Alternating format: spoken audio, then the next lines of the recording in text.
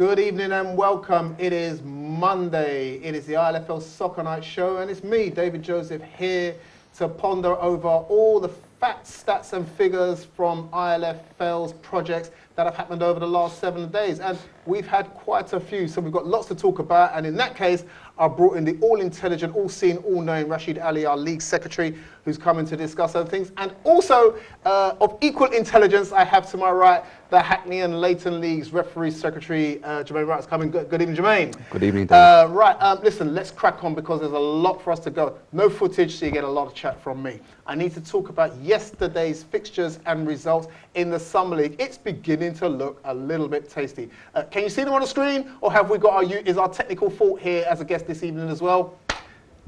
Well done. Here we go. So from the top, as you can see, Ace continue to march on with their winning ways, beating Wolverhampton Red Star by 2-0. Entertaining game that was, as was the game Boundary versus AMY, 7-2 to Boundary. I don't think anyone saw that cup come in. I'm going to speak to Jermaine about that in a little while. Italian, they get themselves another win at the expense of the Fish Islanders, who are working hard but just can't quite get close enough. They were the 3 fixtures played yesterday, as the Robin Hood Tigers and St Catherine's game did not go on. So what does that mean as far as the Summer League tables are concerned? Well, you can see that they're all over the place in terms of games. Let's discount St Catherine's at the moment, because once they hit the ground running back with their remaining games, it looks like they'll be right up there. But the Tigers and AMY now are second. Tigers are top with 18 points, despite 3 defeats. It's the topsy-turvy Summer League, as we've spoken about every single week. We talk about how some teams use it as a pre-season, some teams use it as an extension to the end of the season, and some teams are there just to blood the youngsters, and the ones that are making the most of it at the moment are the Robin Hood Tigers. I'm going to look further down the table. I look at Boundary there in 6th place, played 8 games, won 3, drawn 2, lost 3, and I'm going to turn to my good friend Jermaine. I'm going to talk to Boundary because they're one of your Hackney and Leighton League products. They are. They're not here to answer for themselves, so I won't ask you difficult questions about them, except for, you know, the kind of season that Boundary had last season in the Hackney and Leighton League. Yeah. What do you think they will be doing to improve on what they did last season, moving into the new season in your league? It's probably consistency, because there was games that Boundary put up a good fight and they won a lot of games, but then they started losing games that you wasn't expecting them to lose. So I think with Boundary, it's just about getting that consistent performance and level, and players attending week in, week out. Because, like I said, there were games they was going on a good run of 3 or 4 games, and all of a sudden they'll just lose a game heavily, and you're like, where did that come from? You know, and I think they have got some players, new players coming in as well. But I think for them, it's just to get that consistency going. And you know, I'm looking, as an Islington side, I'm expecting for them to do something in the 4th division this season. I think you can echo that, because that's exactly what Boundary did in the Summer League, didn't they? This is the 2nd time they participated in the Summer League. They played last summer. I've watched them as well. And I've seen a lot of change this summer compared to last summer. Last summer, I think it was more about just taking part, getting a more friendlies, trying out players. This summer, they said, you know what, let's give it a go. Let's give it a crack. And I think the seriousness is there. So I think if they use that in the winter in the league, I think they'll be successful, because I see a vast improvement. I think 2 teams that I've noticed a huge difference is Boundary and AMY, because they played last summer, and this summer they're totally different. They seem more focused. They seem more concentrated. They're more organised. Boundary last week, you know, I saw them. They were up for it. They're more passionate. Whereas last summer, they were enjoying themselves, trying out, participating, not really going for the title or showing seriousness. This season, they look at a different team. I would say at least 50% improvement from last year. And obviously, go to winter, if they can keep that same mentality, I think there'll be a surprise package for a lot of the teams, because they won't be expecting this performance from this team. So, the way things are going for Boundary, you know, if they can carry on, as Jermaine said, but keep the passion and drive, and I think they'll, you know, be more successful in the seasons to come. Looking further up the table, it's a bit incredible to see that Ace have played 6 games, only lost 1, and they're in 4th place. Robin Hood Tigers have played 9, lost 3, and they're top. But Robin Hood Tigers are in a position that they were last summer as well, where they were riding high in the summer. They're making the most of their summer. Do you think they've learnt now and they're going to be more consistent coming out of the summer? The only problem is, obviously, probably haven't noticed, is they've already played all the games, because it's only 9 games. That's true. Yeah, because what they've done is, in comparison to last summer, they took the eye off the ball. In the last game, they knew they had to just win a certain goal difference. but they were too casual, and it cost them the league. Even in the winter, in the last last week of the game, last game of the season, they lost the title as well. So this time round, they had a poor start, and in the last few weeks, they were more serious. They're saying, "No, what's going on? Let's sort ourselves together." But I think this just left a bit too late. I think now Ace will be rubbing their hands, thinking, "You know what? There's a chance." Ace will look at that, but I suppose looking at them, where you say Robin Hood Tigers and AMY have played all their summer league games, has it been a good summer for them? I mean, you spoke about AMY being improved, so they've definitely come out of a positive. Robin Hood Tigers can call it a positive. They've won 2/3 of their games. Yes, I would say it's definitely positive, but it's just, I think in the early part of the summer league, the first couple of games, the organisation wasn't there, the players wasn't there, or the seriousness wasn't there, and I think that's what cost them. And they're on the top of the league for the time being, but I can't see them staying there. I can see St. Catherine's and Ace overtaking with the games in hand. But it's, again, if they can continue that in the winter and have a good start, I think that's the key thing, because they do play good football, Robin Hood Tigers. I think it's just a matter of some of the players are lazy or getting to the game on time and starting off with the full squad, the actual squad they want to. And once they start playing, they're a good side to watch, because even 2 weeks ago when I watched their game against two of the fixtures, they were playing good football. It's just, again, it's just starting off. They're getting to the pitch on time, being organised, and starting from minute one, they'll be successful, and hopefully they'll learn the lesson in the last 2 seasons. They could have won the championship, could have won titles, but they just missed out. So hopefully that experience will come in handy now. Let's see what happens when they all turn up and play again this Sunday. There are 4 fixtures. Like we said, 2 teams have finished all of their fixtures for the Summer League, so there are only 4 fixtures left. Here they are on the screen for you now. These are the games that are going to be taking place this Sunday over at Hackney Marshes. Ace rock up against Italian, and Italian will love the fact that they've just had a win, and that could be we always say that it could be a tasty game of Italian because we like the way, the energy and the enthusiasm they show. I think that's one of the best teams to watch, because the passion and drive they have for such youngsters, and because of their small sizes and the way they play football.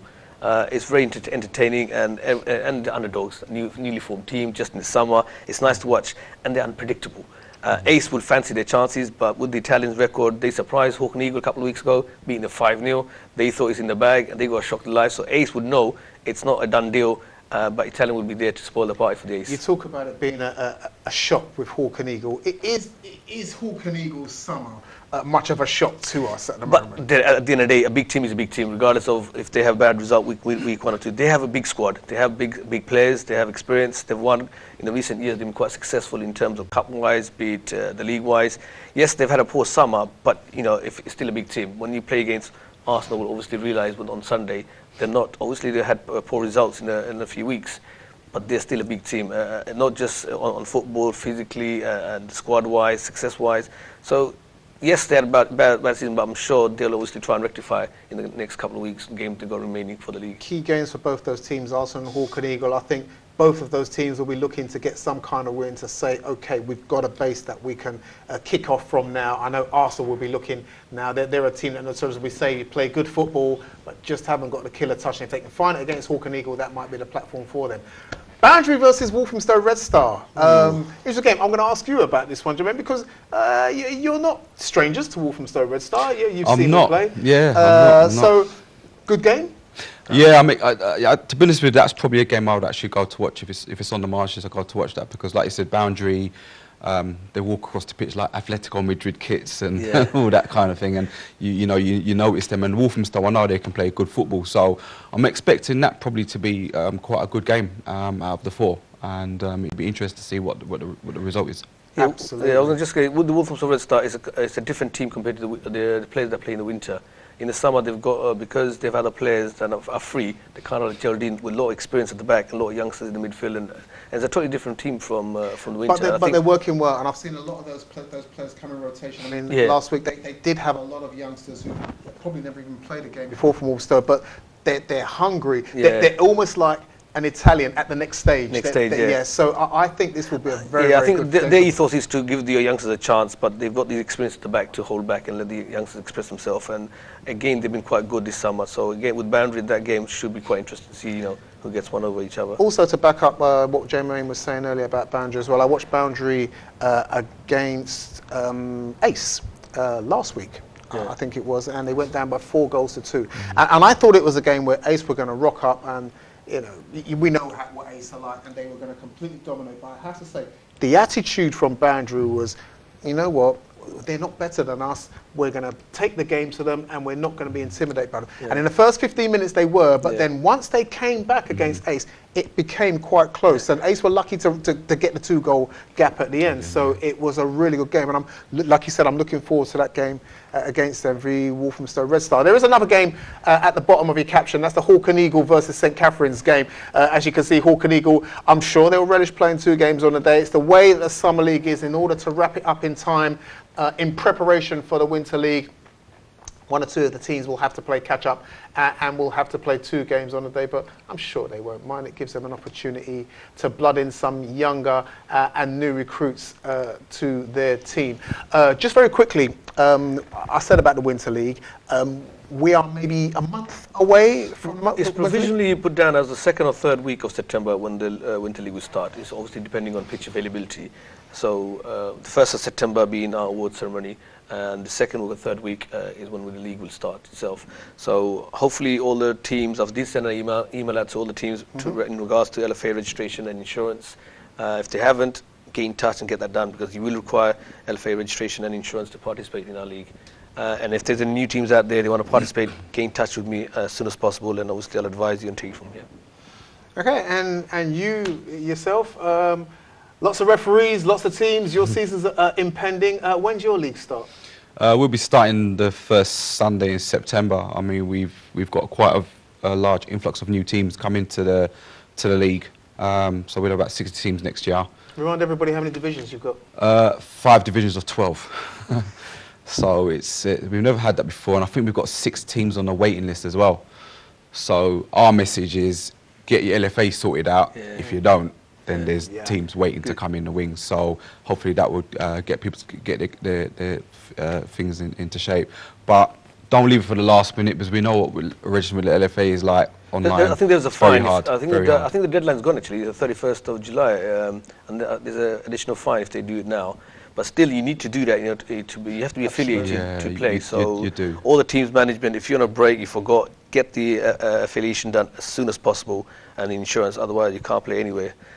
You have to be affiliated. So like message to all the teams. Just only for the last minute, because a lot of people have problems logging on. Yeah. It's a problem that's ongoing every year.